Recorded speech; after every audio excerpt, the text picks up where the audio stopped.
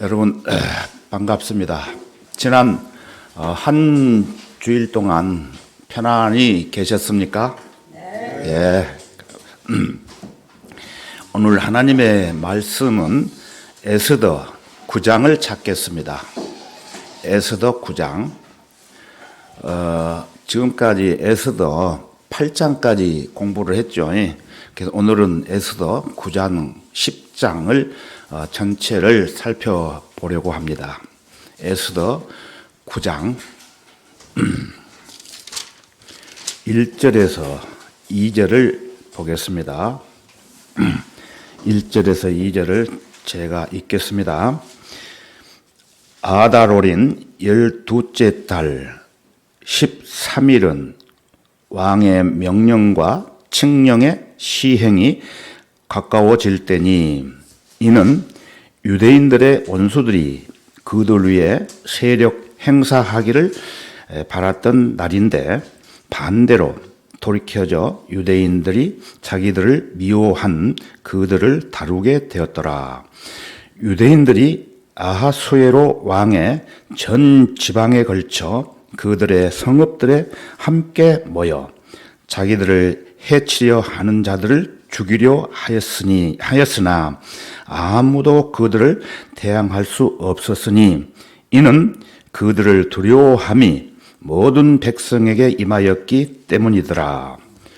말씀을 위해서 다 같이 기도드리겠습니다.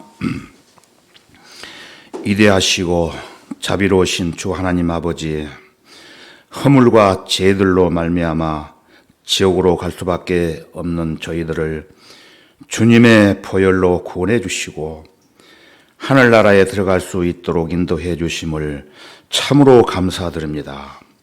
이 은혜를 항상 잊지 않고 살아계신 주 하나님을 섬길 수 있도록 힘과 용기를 주시옵소서. 오늘도 주님의 피로 구원받은 주님의 귀한 성도들이 함께 모여 말씀을 배우며 교제케 해 주신 은혜 감사합니다. 이 시간 연약하고 어리석고 부족한 종이 하나님의 말씀을 선포하고자 합니다. 하나님께서 지혜와 총명으로 다스려 주시고 말씀을 경청하는 모든 사람들에게 풍성한 은혜가 되도록 주 성령님께서 함께 해 주시기를 원합니다. 이 시간에도 악한 마귀로부터 우리의 생각과 마음을 공격하지 못하도록 막아주시기를 간구드립니다.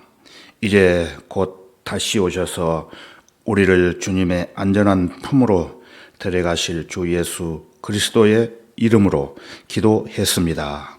아멘. 네. 오늘 설교 제목은 유대인들이 자신들을 방어하다. 유대인들이 자신들을 방어하다.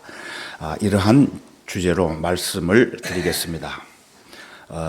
9장 1절을 다시 한번 보시면은 아달 월인 12째 달 13일은 왕의 명령과 칙령의 시행이 가까워질 때니 이는 유대인들의 원수들이 그들 위에 세력 행사하기를 바라던 날인데 반대로 돌이켜져 유대인들이 자기들을 미워한 그들을 다루게 되었더라. 이렇게 말씀을 하셨습니다.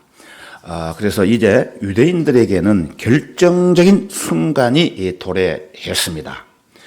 페르시아 제국 내에는 변경할 수 없는 두 개의 칙령이 있었지요. 하루에 두 개의 칙령. 그래서 그 첫 번째 칙령은 왕이 법의 세부 내용에 관해 잘 알지 못한 상황에서 칙령을 제정한 한 사람 하만에 의해 공포되었죠. 에스더 3장 12절로 가서 한번 보겠습니다. 에스더 3장 12절.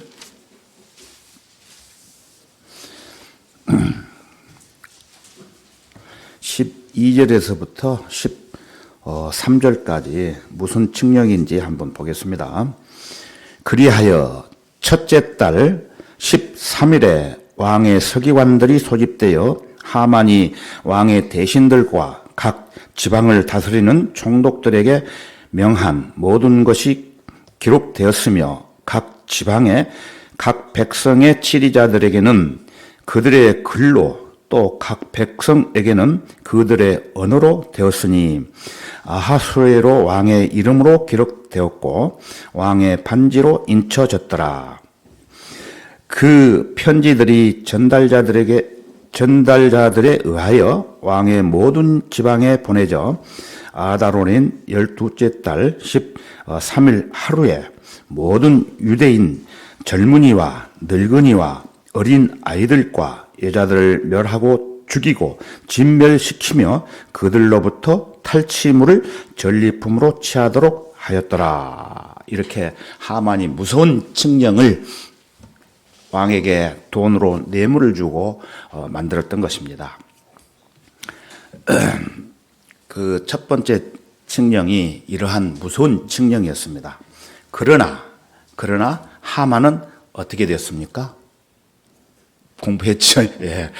이 꿈을 이루지 못하고 에스더 7장에서 우리가 공부한 바와 같이 23m나 되는 높이의 교수대에 죽은 채로 매달려 있는 것을 우리가 살펴봤습니다.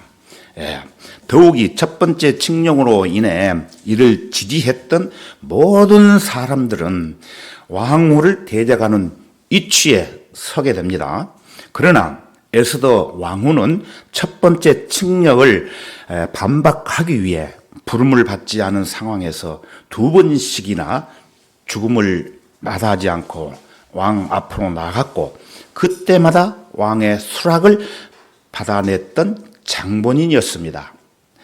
그 다음에 두 번째 칙령은 하만의 음모를 반박하는 칙령으로 왕이 전적으로 유대인들이 스스로를 방어하는 것을 지지한다라는 내용이었습니다.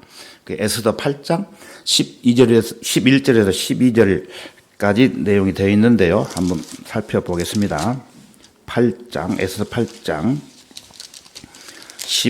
11절에서 12절.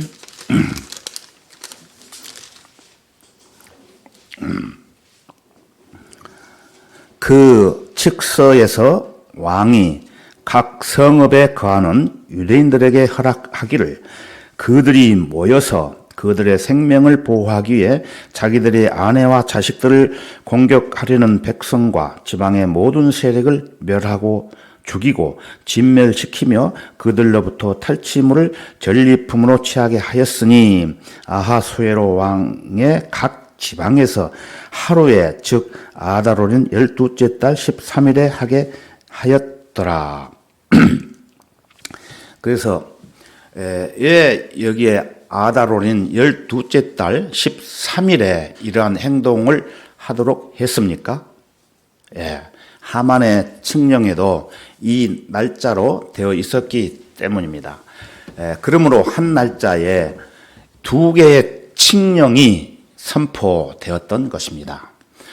그래서 페르시아 제국 내 모든 사람들은 어떤 칙령을 따라야 할지 선택해야 했던 상황에 놓이게 되었던 것입니다.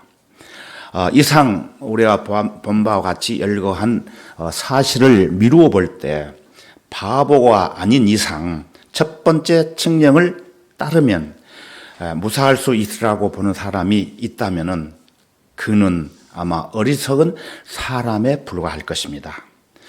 이 싸움에서 왕과 그의 최고 입법자를 대적하는 편에 서느니 차라리 중립적인 입장에 서는 편이 훨씬 더 좋을 것이라고 왕국의 모든 치리자들은 즉시 문제를 알아차렸던 것입니다. 3절을 제가 한번 읽어보겠습니다. 9장 3절로 가겠습니다. 각 지방의 모든 치리자들과 왕의 대신들과 고관들과 관원들이 유대인들을 도왔으니 이는 모르드케를 두려워함이 그들에게 임하였음이더라. 물론 그들에게는 유대인을 향한 사랑이 없었을지도 모릅니다. 그러나 살아있는 개가 죽은 사자보다 나음이라는 진리 정도는 아마 간과했을 것입니다. 살아있는 모든 자에게 참여하는 자에게는 소망이 있나니 이는 살아있는 개가 죽은 사자보다 나음이라. 전도서 9장 4절에 기록이 되어 있습니다. 모르드게는 살아있는 사람이었고 유대인들에게 권력을 휘두를지 모를 누군가에게 보복을 감행할 수 있었던 것입니다. 그리하여 모르드게를 두려워한 가운데 제국 내 모든 하급 관리들은 유대인들을 도와주었던 것입니다. 살기 위해서 이렇게 했었겠죠. 자, 4절을 보시겠습니다. 모르드게가 왕궁에서 크게 되어 그의 명성이 전 지방에 퍼져 나갔으니 이 사람 모르드게가 점점 위대하게 되었더라. 이제 모르드게는 이방 왕국 내에 이방인 왕 곁에서 치리하는 3명의 유대인들 가운데 한 사람에 속합니다. 창세기에서 보면은 요셉은 파라오의 국무총리가 되었고 다니엘은 페르시아 제국의 메대인 다리오의 통치하에서 3명의 총리 가운데 첫째가 되었던 것입니다. 다니엘 6장에 가면은 내용이 나오죠. 성경에서 이방 민족이 유대인을 통솔자의 높은 지위에 세울 때마다 그 민족은 즉시 정치 또는 경제적으로 최고의 자리로 부상했었습니다. 우리나라도 이렇게 되었으면 아마 참 좋을 것 같아요.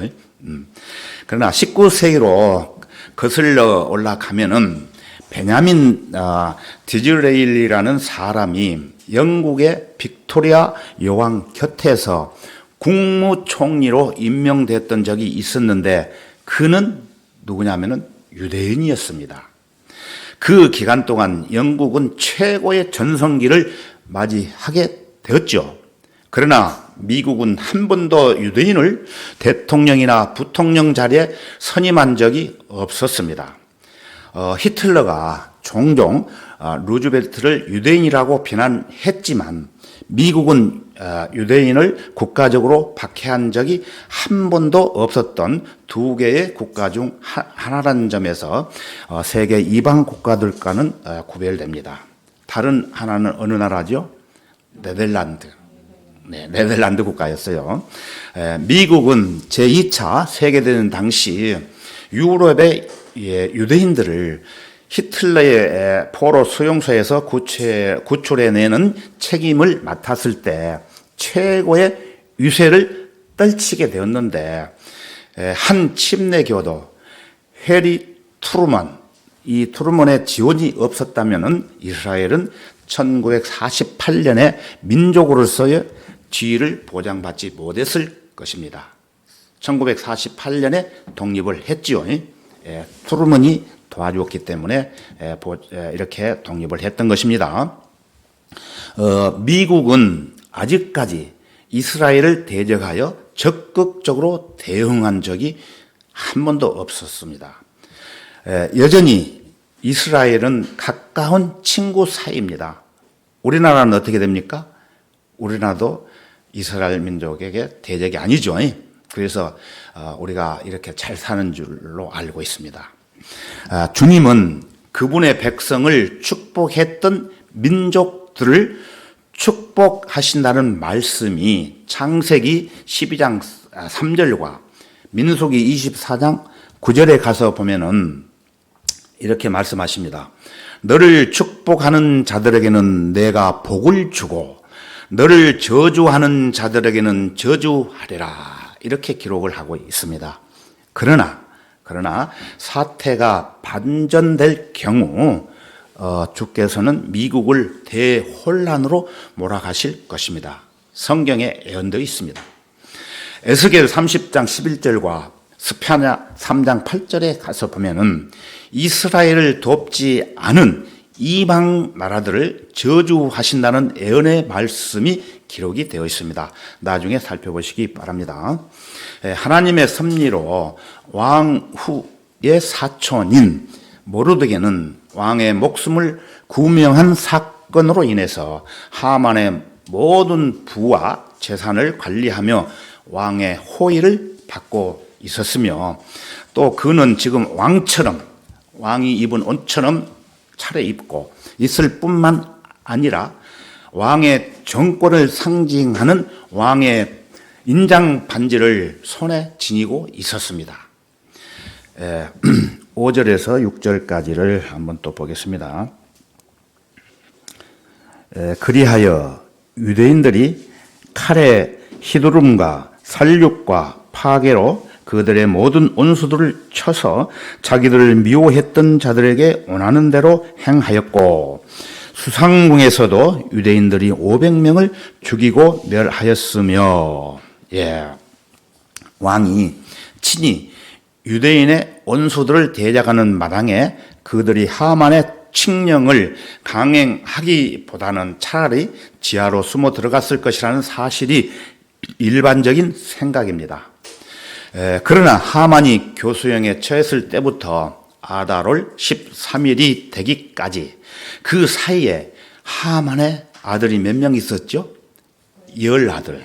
10아들은 사람들을 선동하여 그 하만이 내린 칙령을 감행함으로 유대인들 공격을 했던 것입니다.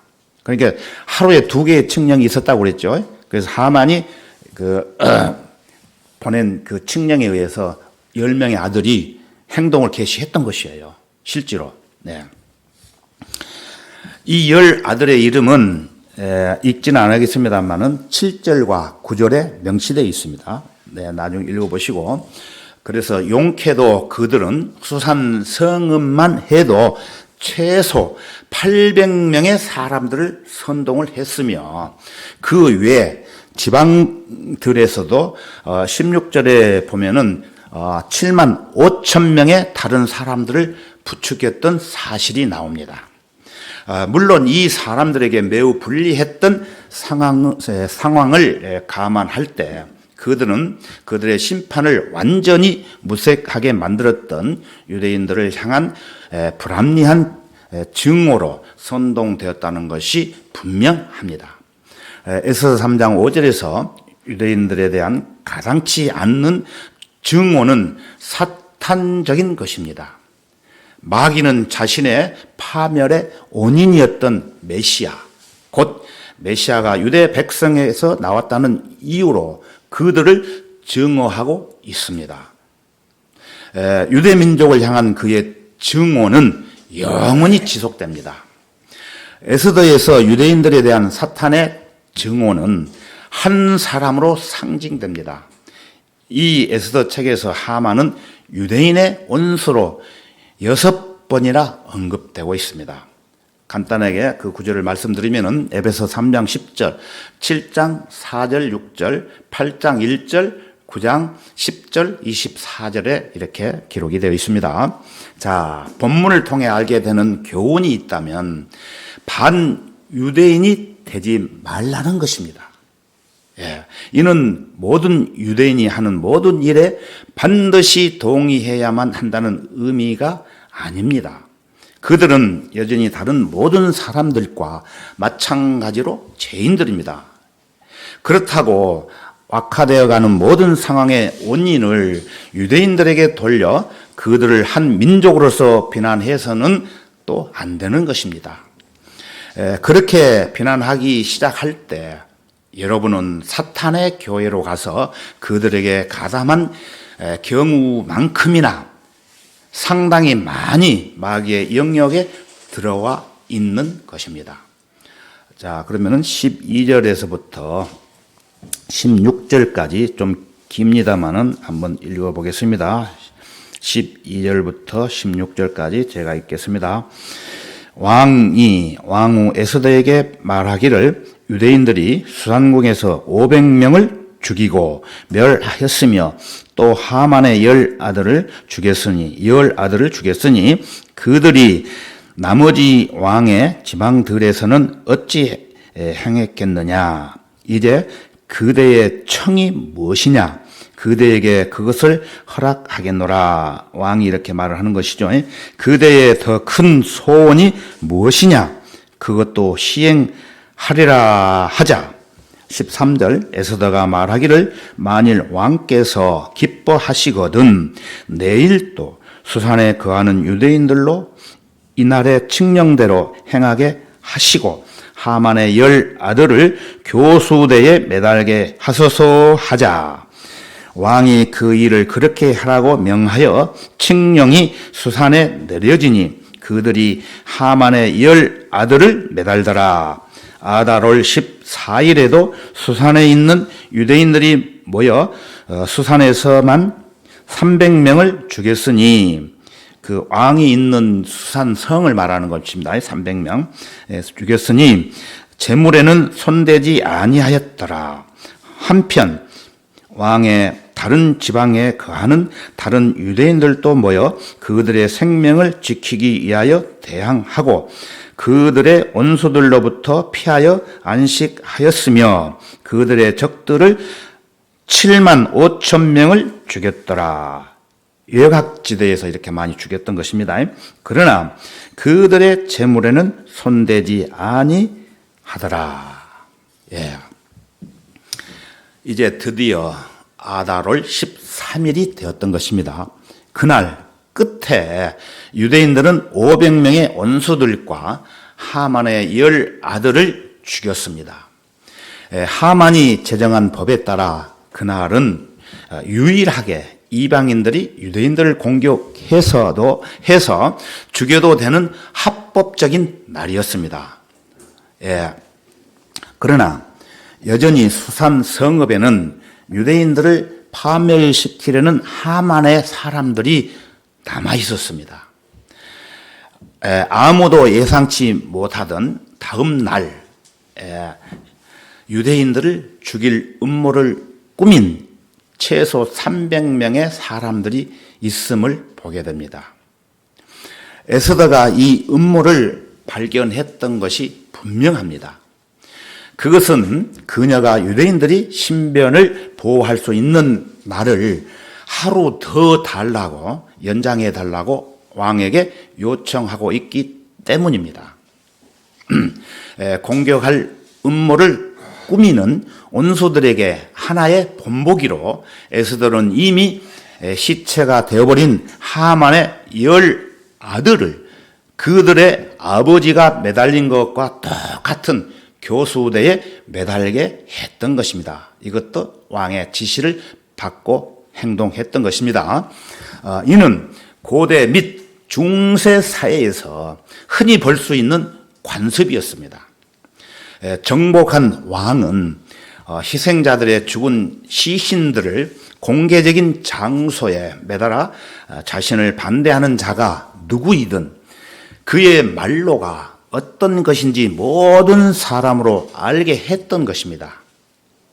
교훈을 주기 위한 것이었겠죠. 때때로 그들의 목을 매어 말뚝에 박기도 했던 일이 있었습니다. 아시리아인들은 그들이 정복한 사람들의 두개골을 정복한 성읍 외곽에다가 무더기로 쌓아놓고 했던 것입니다. AD 70년경에 로마 유대인들이 예루살렘을 파기시켰을 때 그들은 500명의 유대인들을 예루살렘으로 통하는 길을 따라 십자가에 못 박았습니다. 여호수아 10장에 보면은 여호수아는 그를 대적하여 싸웠던 5명의 가나안 왕들을 또 나무에 매달았던 것입니다. 예언적으로 본문에는 유대인의 원수라 불리는 한 사람이 등장합니다. 누구죠? 하만이지 않습니까? 하만, 원수. 하만은 성경에서 사탄과 적 그리스도의 가장 두드러진 예표들 중에 한 사람입니다. 그에게는 유대인들을 파멸시키는 일을 돕고자 하는 몇 명의 아들이 있었죠? 10명의 아들. 10명의 아들이 있었습니다. 요한계시록 12장 3절에서 보면은 용이 나오고 13장 1절에서 보면은 짐승이 나오는데 둘 다 열 뿔을 갖고 있다는 사실을 우리가 알 수가 있습니다. 그 열 뿔은 적 그리스도와 함께 통치하는 열 왕을 나타냅니다. 에스더 9장 16절에는 유대인들이 제국 전체에 걸쳐 살해한 이방인들의 총 숫자가 나오죠. 16절을 다시 한번 보실까요? 16절. 한편 왕의 다른 지방들에 거하는 다른 유대인들도 모여 그들의 생명을 지키기 위하여 대항하고 그들의 원수들로부터 피하여 안식하였으며 그들의 적들을 7만 5천 명을 죽였더라. 그러나 그들의 재물에는 손대지 아니하더라. 예. 이 납비의 전통에 따르면은 살해당한 7만 5천 명의 사람들 중에 약 7만 명은 아말렉인들이었다고 합니다. 아말렉인들이 한 7만 명이 죽였다고 합니다. 예, 하만의 조상들. 그렇죠? 물론 그 진위 여부는 확실하게 확인한 길은 없습니다만 그렇게 전해 내려오고 있습니다. 그러므로 왕궁에서 시작된 아말렉 족속인 함무다다의 아들 하만과 하나님의 백성인 유대인들의 싸움을 하나님의 백성인 유대인들의 싸움은 하나님의 섭리로 유대인들이 승리함으로 인해 여기서 대단원을 막을 내리는 것입니다. 자, 이제 그 승리를 자축하기 위해 푸림절이 제정이 되는데 그에 대한 내용들이 17절부터 32절까지 기록이 되어 있습니다. 처음에는 그 의식이 전적으로 자발적이었음을 17절부터 19절에 보면은 알 수가 있습니다. 자, 그러면은 17절부터 19절을 한번 제가 읽어보겠습니다. 푸림절의 제정에 대한 관할입니다. 17절 아달월 13일에 그리하여 그 달 14일에는 그들이 안식하며 잔치와 기쁨의 날로 삼았으나 수산에 거하는 유대인들은 그 달 13일과 14일에 모이고 그 달 15일에는 그들이 안식하며 잔치와 기쁨의 날로 삼았더라. 그러므로 성벽이 없는 고을들에 사는 촌락들 출신의 유대인들은 아달월 14일을 기쁨과 축제와 경축의 날로 삼아 서로 분깃들을 보내니라. 예. 여기 내용을 우리가 읽어본 바와 같이 수도 예각의 유대인들은 아달월 13일 곧 유대인들을 공격했던 이방인들을 살려하고 이날 살려를 했죠. 그런 후에 그 다음 날 14일에 축하를 했어요. 외곽에서는. 그러나 수산 성읍의 유대인들은 13일과 14일 이틀 동안 싸워야 했기 때문에 축하를 못하고 싸움이 끝난 후에 15일에 축하를 했다는 말씀입니다. 유대인들은 이 날들을 기쁨과 축제와 경축의 날로 삼아 서로 분깃을 보냈습니다. 이러한 모습은 느헤미야 8장 10절과 유사한데 거기에는 경축의 날은 주께 거룩한 날로 불립니다. 물론 에스더 9장의 상황이 느헤미야 8장과는 차이가 있긴 하지만은 그 안에 풍기는 정서는 다르지 않습니다. 그것은 하나님께서 그들을 구원하시어 자유롭게 주를 섬길 수 있게 해 주셨던 것입니다. 그래서 유대인들은 하나님께서 그들을 위해 이루어 놓으신 일을 기념하기 위해 따로 특별한 날을 정했던 것입니다. 유월절과 무교절, 여러분 잘 아시죠? 유월절과 무교절이 제정된 배경도 마찬가지입니다. 즉 하나님의 손길을 따라 유대인들이 이집트에서 구출받은 것을 축하하기 위한 것이었어요. 예. 본문에서 유대인들은 하만과 그의 아들들의 손에 대량 학살당할 뻔했던 그들을 구원하기 위해 하나님께서 에스더와 모르드게를 어떻게 사용하셨는가를 기념하고 있는 것입니다. 그러므로 모르드게는 14일과 15일 이 두 날을 경축일로 제정을 하고 페르시아 제국 전역에 유대인들이 지킬 수 있도록 선포했던 것입니다. 모르드게가 이러한 내용을 보내는 편지는 29절에서 푸림절에 관한 두 번째 편지를 말하는 것입니다. 첫 번째 편지는 모르드게가 에스더 8장 9절에서 13절에서 왕의 반지로 승인시킨 칙령이었습니다. 그 첫 번째 편지와는 달리 모르드게가 보낸 이 두 번째 칙령은 왕국에 있는 모든 사람이 아니라 오직 유대인들에게만 위한 그 칙령을 보냈던 것입니다. 그럼에도 불구하고 그 편지는 왕의 전권으로 전달되었던 것입니다. 좀 더 구체적인 내용들을 제가 20절에서 28절까지 한번 읽어보겠습니다. 20절에서 28절. 모르드게가 이 일들을 기록하고, 이 모르드게는 저자 이름이 없지만은 이 내용으로 봐서는 에스더에 대한 저자가 없지만은 이 내용으로 봐서는 에스더의 저자는 모르드게가 아니지 않느냐, 이렇게 결론이 나옵니다. 20절. 모르드게가 이 일들을 기록하고 아하수에로 왕의 전 지방에 있는 온군의 모든 유대인들에게 편지를 보내어 그들 가운데 이것을 세웠으니, 즉 매년 아달월 14일과 그 달 15일을 지키되 유대인들이 그들의 원수들로부터 피하여 안식한 날들로 또 슬픔에서 기쁨으로 애도에서 경축일로 바뀐 달로 지키는 것이며, 그들이 그 날들을 축제와 기쁨의 날들로 삼아 서로 분깃들을 보내고 가난한 자에게 선물들을 보내는 것이더라.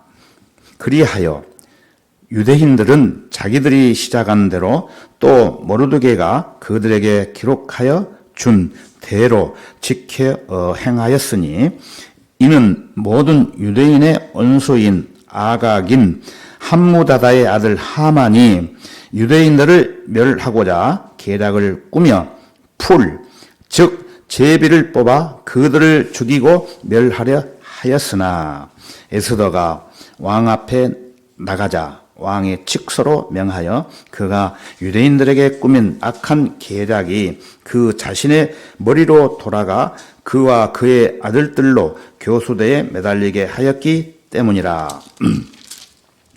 그리하여 그들이 풀의 이름을 따서 이 날들을 푸림이라 하니라.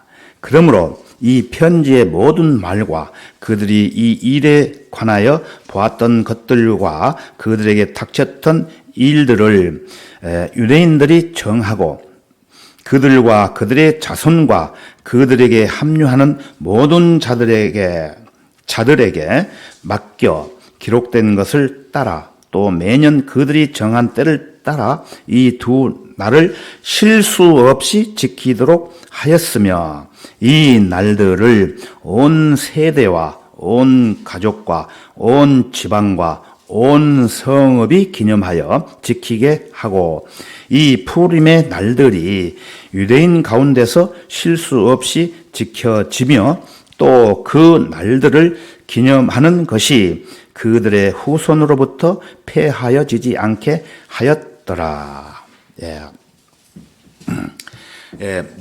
물론 세계 도처에 있는 모든 유대인들은 오늘날까지 이 푸림절을 지킨다고 합니다.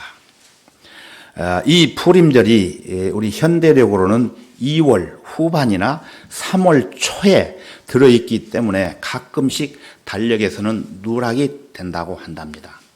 어떤 면에서 푸림절은 사탄이나 마귀적인 뉘앙스는 없을지라도 할로윈처럼, 할로윈은 만성절이라고도 하는데 14일과 15일 이 양일 동안 유대인들은 모두 의상을 차려입고 파티와 사육제에 참가를 해서 서로 분깃들을 보내고 또 가난한 자에게 선물들을 보내라는 모르드게의 명령에 따라 축하를 했다고 합니다.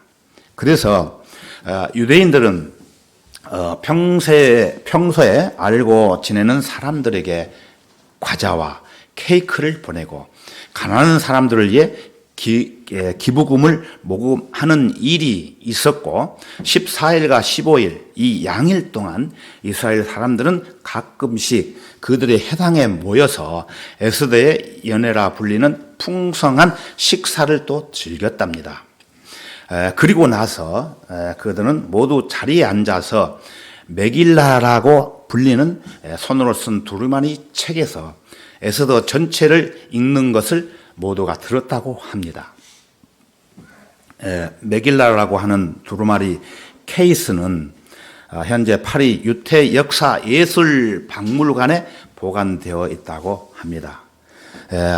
이때 하만이라는 이름이 나올 때마다 해중들은 발을 구르고 방망이로 나무 걸상을 두드리며 풀뿌리를 빙빙 돌리고 야유를 보냈다고 합니다. 근본 취지는 사라지고 아이들의 축제로 변질되어 내려온 것입니다. 그런데 요즘도 어떤 종교 단체에서 하는 행사를 보면은 종교의 탈을 쓰고 이러한 방법으로 특히 교파를 초월해서 젊은 청년들을 유혹하는 교회가 많이 생겨났다고 합니다. 잘못된 그 유튜브를 들어가서 보시면은 아주 기가 찹니다. 찬송가 부를 때도 악기 동원해가지고 그냥 궁작 하면서 그냥 막 흥을 돋구면서 이렇게 하는 것이 옛날부터 내려온 그것을 그렇게 닮아가지고 하는데 이 모든 일들이 카톨릭에서 그것이 이렇게 가지고 와가지고 전파가 되었다고 그렇게 또 전해지고 있습니다. 그래서 또 그러한 그 행사에 보면은 태어날 때부터 심장병으로 고생하는 어린 아이들이 있는데 그것을 영상으로 찍어가지고 보여주면서 어떤 목사가 말하기를 구원받지 않은 아이인데도 불구하고 여러분 이 어린이는 하나님의 귀한 자녀라고 소개를 하면서 그 환자의 병을 치료하기 위해서 사랑의 헌금을 하도록 유도하는 일이 있는가 하면은 또 어떤 목사라고 하는 사람은 신앙 간증을 하는데 본인의 구원 간증은 없고 세상에서 어렵게 살았던 이야기들만 1시간 이상 늘어놓는 사람들이 거의 태반입니다.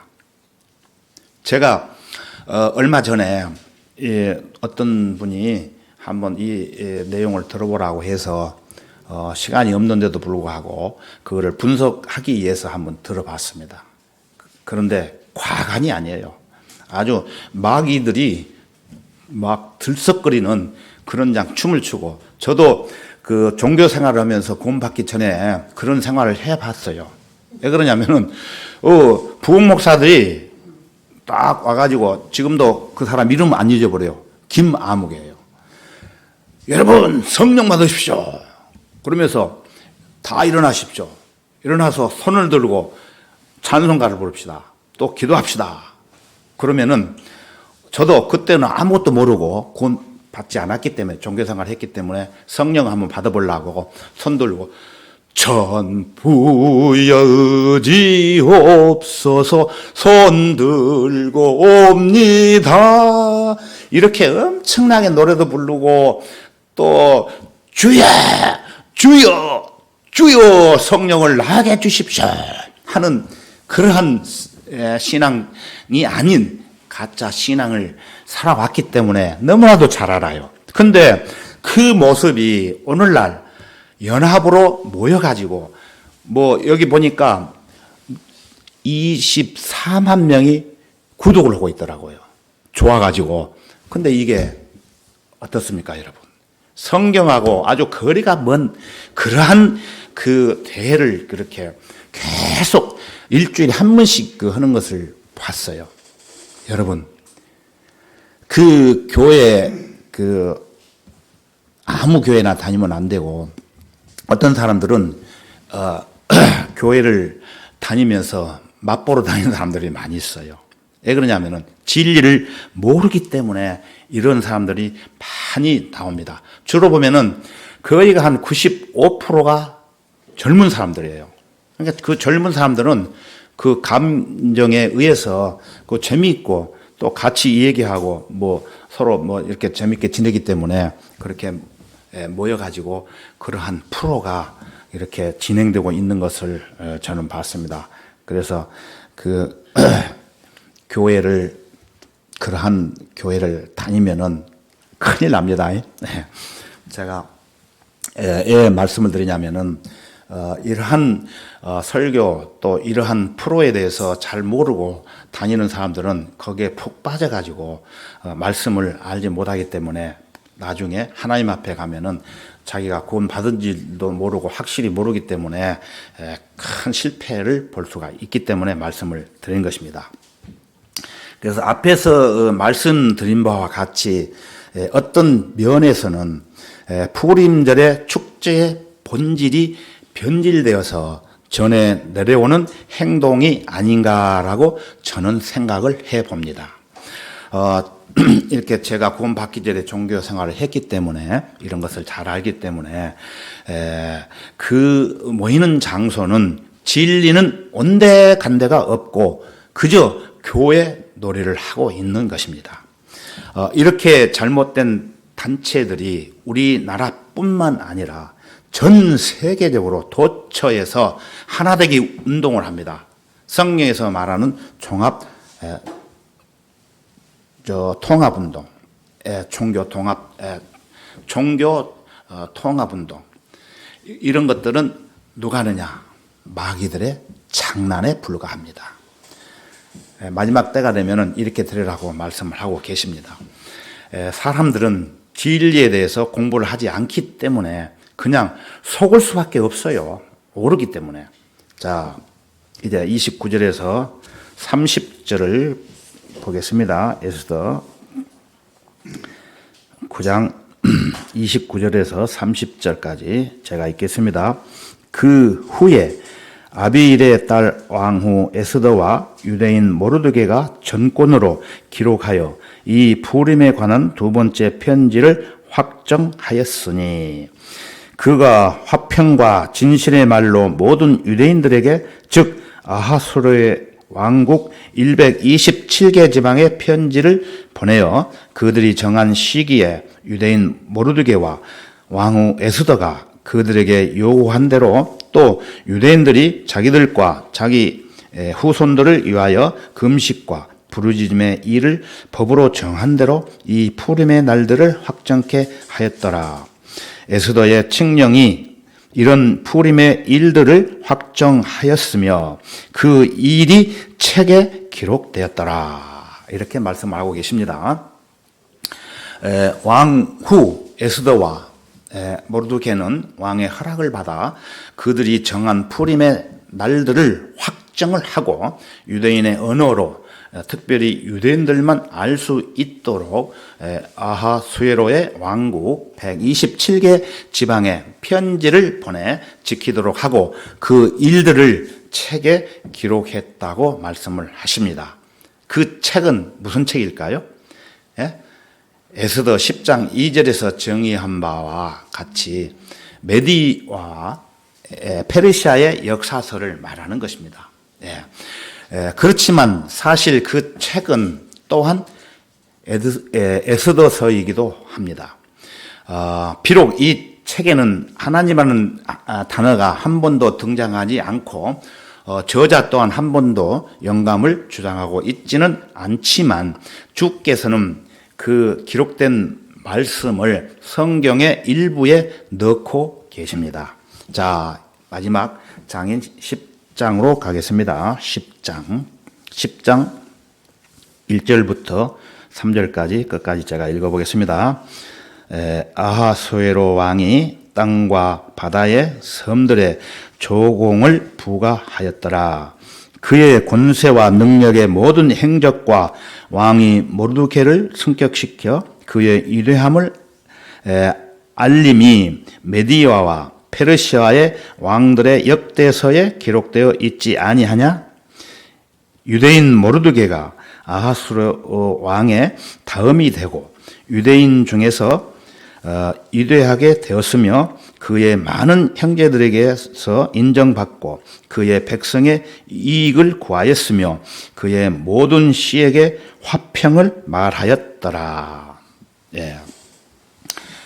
에스더 10장은 그리스도께서 오실 때 유대인들에게 임할 상황입니다. 재림을 말하는 것이죠. 자, 에스더가 끝나는 이 부분에서 왕은 전체 문명 세계를 통치하고 사람들은 그에게 조공을 바칩니다. 조공을 바치는 사람은 누굽니까? 이방인들입니다. 에스더 10장은 성경이 어떻게 끝날 것인지 중요한 내용이나 줄거리를 대강 아주 간단하게 말하고 있습니다. 우리가 에스더 왕비를 마지막으로 본 것은 에스더 9장 32절이며 더욱이 그녀의 이야기는 왕의 온전한 호의를 입고 전권을 행사하는 모습으로 끝이 나고 있습니다. 모르드게는 왕에 의해 승격되어서 아하수에로 왕의 다음 가는 자로 유대인 중에서 위대한 사람이 되었습니다. 그는 또 그의 많은 형제들에게, 유대인들이죠, 형제들에게 인정을 받고 또 그의 백성의 이익을 구하게 되었던 것입니다. 아까도 잠깐 말씀드렸지만은 우리나라도 이러한 그리스도인들이 정치를 하고 하면 얼마나 행복한 나라가 되겠습니까? 모르드게에 관해 언급한 내용의 상당수가 창세기에서 나오는데 요셉에 관한 내용과 비슷한 사실을 우리가 또 볼 수가 있습니다. 창세기 50장 18절은 요셉이 파라오 다음으로 권력 서열 제2인자의 위치에 서게 되고 그의 모든 형제들이 그에게 어떻게 합니까? 절을 하는 모습이 나오죠. 그리고 창세기 37장에서는 요셉을 몹시 미워했던 형제들이 있었죠. 형제들은 결국 그를 받아들이게 되고 끝 부분에서 요셉은 자신의 형제들과 그들의 가족들을 돌보고 그의 자녀들과 손자, 손녀들 그리고 증손들까지 양육하고 있음을 우리가 알 수 있습니다. 창세기 50장에 나옵니다. 요셉은 153가지의 그리스도의 모형을 갖고 있습니다. 따라서 에스더 10장을 통해 성경의 결말이 어떻게 끝날지를 보게 되는 것입니다. 우리가 지금까지 에스더서를 공부하면서 많은 교훈을 받았습니다. 이제 에스더서를 마무리하면서 마지막으로 우리에게 특별히 교훈을 보여주시는 말씀을 조금 간단하게 살펴보겠습니다. 자, 그러면은 에스더 10장 3절을 다시 한번 보겠습니다. 유대인 모르드게가 아하수에로 왕의 다음이 되고 유대인 중에서 위대하게 되었으며 그의 많은 형제들에게서 형제들에게서 인정받고 그의 백성의 이익을 구하였으며, 여기를 같이 읽겠습니다. 구하였으며 그의 모든 씨에게 화평을 말하였더라. 예, 그의 모든 씨에게 화평을 말하였더라. 이 깊은 뜻은 주께서는 그의 씨들인 우리들에게 온전하고 영원한 화평을 주신다는 말씀의 뜻입니다. 예, 그러면은 우리 다 같이 로마서 4장으로 한번 가보겠습니다. 로마서 4장.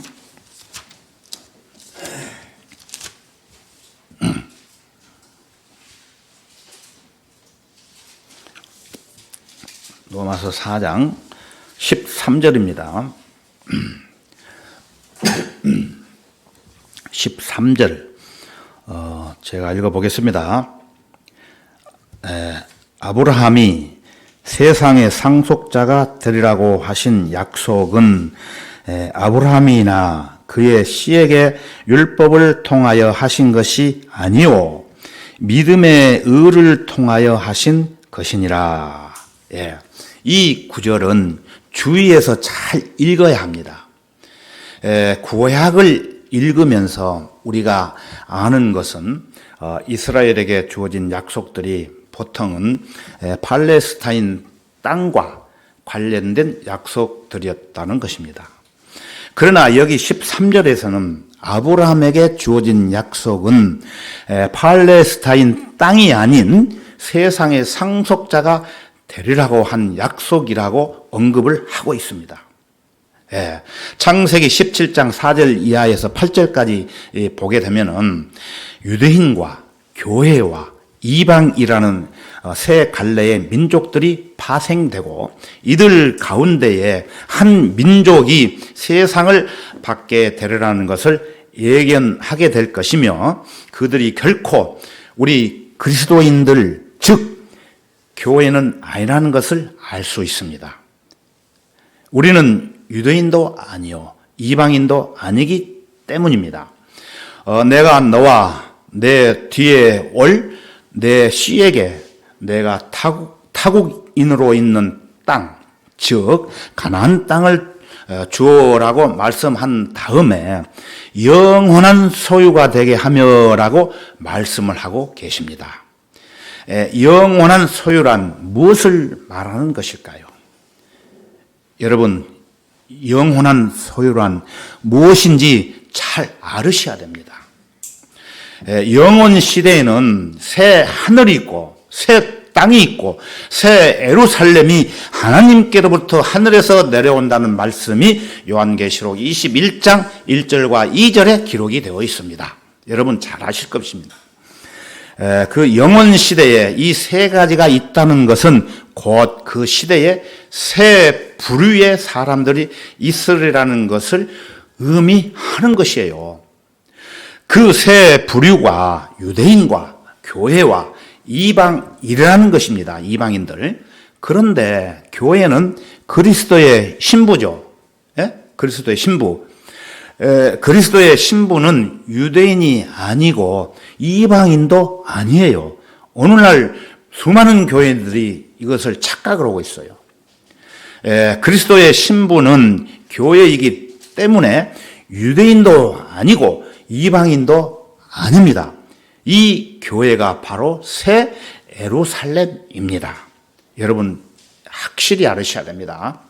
왜냐하면은 성경은 새 예루살렘을 가리켜서 신부가 자기 남편을 위하여 단장한 것 같이 예비되었더라고 묘사하고 있고 또 요한계시록 21장 9절 하반절에서 10절까지 보면은 이리 오라 내가 너에게 신부인 어린 양의 아내를 보여주리라 하시면서 영 안에서 사도 요한을 이끌고 크고 높은 산으로 가서 큰 도성 거룩한 예루살렘이 하나님께로부터 내려오는 것을 보여주고 있기 때문입니다.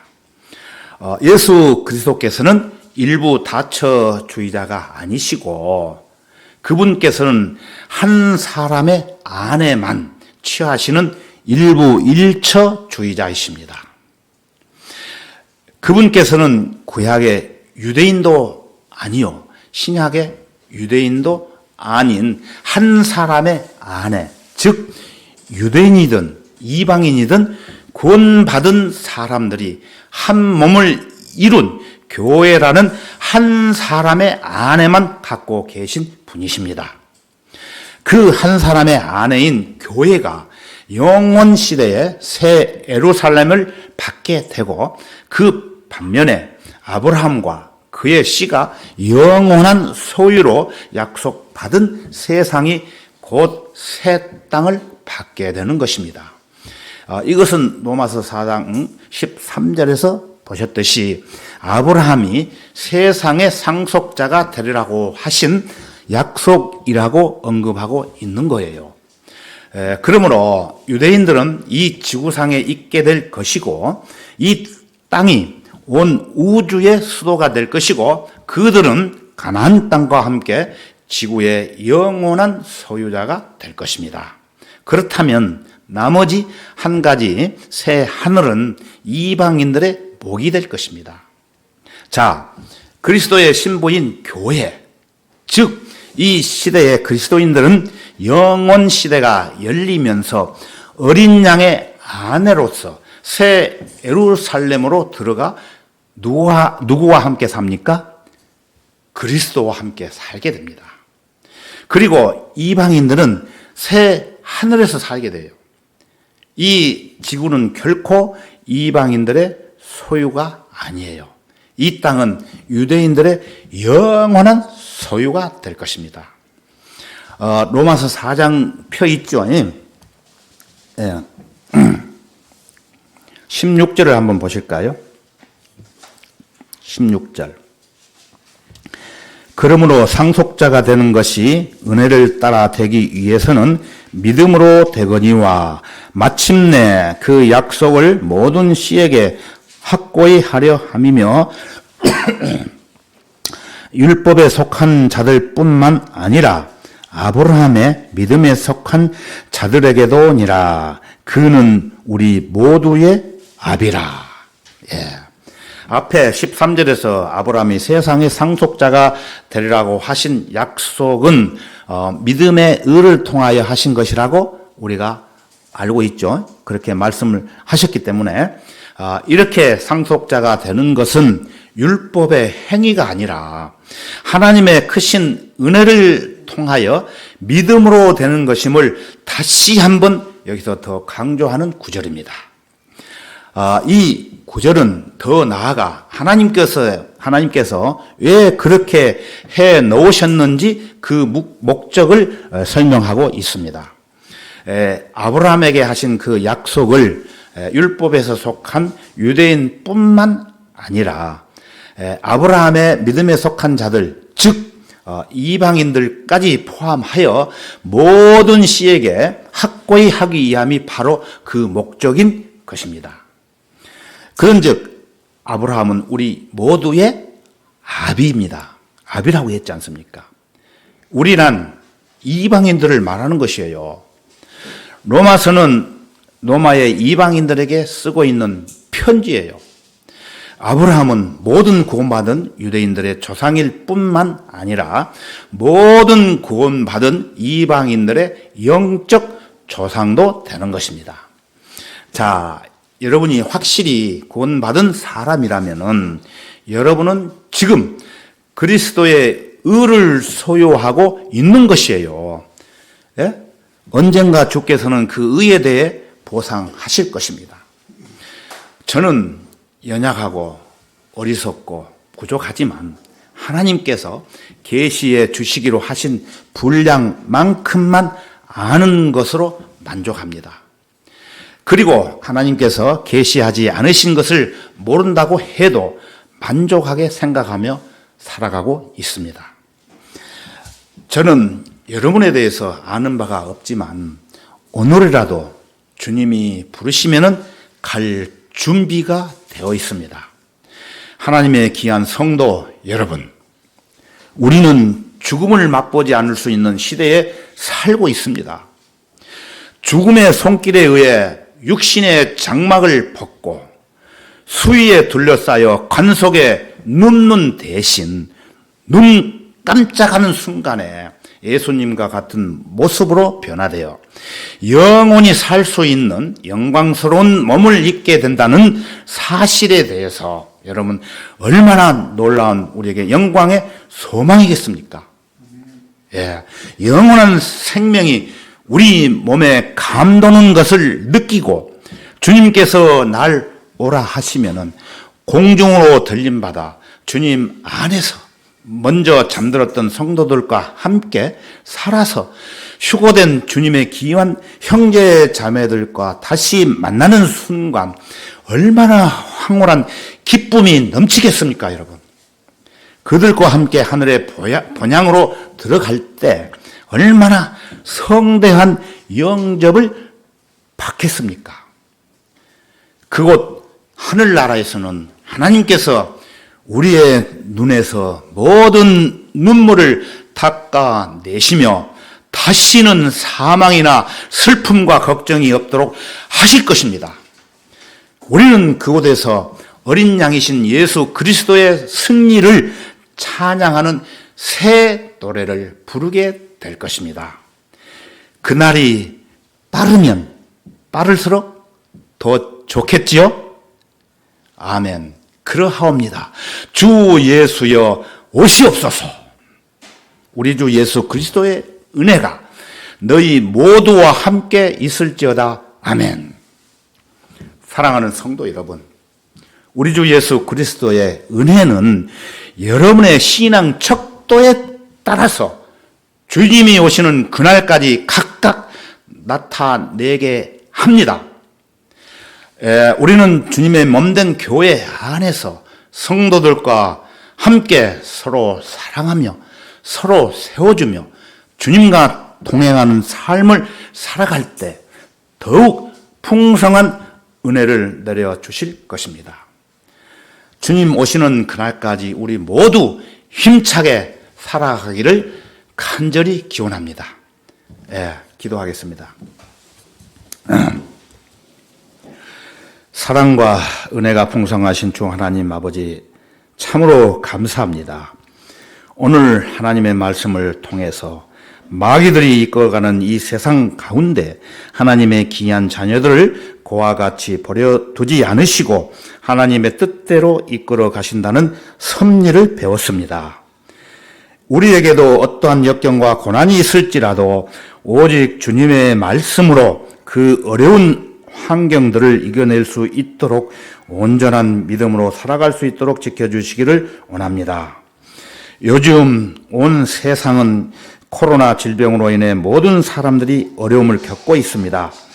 주님의 귀한 자녀들, 그 모든 질병으로부터 안전하게 보호해 주시고 주님을 섬기고 복음을 전하는 일에 총매진할 수 있도록 인도해 주시기를 원합니다.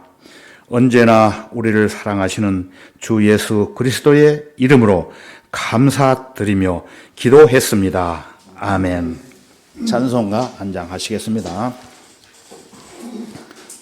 찬송가 509장 한 장 부르시겠습니다.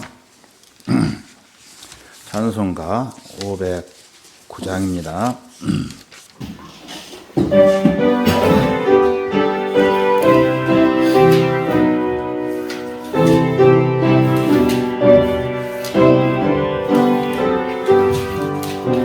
고생과 수고가 지난 후 영원한 전성의 병이 쉴 때 위대한 주를 품고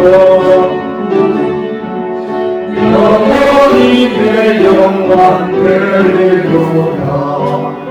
영광일세 영광일세 내가 누린 영광일세 은혜로 주님을 배우는가 자만은 나무 영광이로다. 주님의 한없는 은혜로서